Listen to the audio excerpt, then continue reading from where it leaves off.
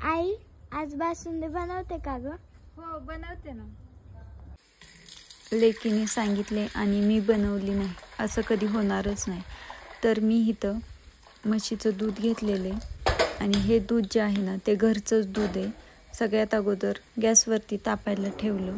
तापल्यानंतर त्याच्यामध्ये पळी टाकून घेतली आणि पळी टाकल्याच्या नंतर दूध जे आहे ना ते अधूनमधून सतत ढवळून घेतलं। इथं मी 3-4 स्टेप दाखवलेले आहेत। दूध 3-4 स्टेप दाखवलेले आहेत दूध आटलेले आणि बासुंदी म्हणायचं तर सर्वांनाच आमच्यात आवडते। इथं घट्टसर दूध झाल्यानंतर मिक्सर जारमध्ये ओतून घेतलं। जी साई असते ना ती बारीक करून घेण्यासाठी त्याच्यामध्येच विलायची साखर टाकून घेतली आणि मिक्सरला फिरवून घेतली। मस्त घट्टसर आपली इथं बासुंदी तयार आहे। आठवड्यातून एकदा तरी मी अशा पद्धतीची बासुंदी बनवत असते आणि व्हिडिओ आवडला असेल तर व्हिडिओला लाईक करा।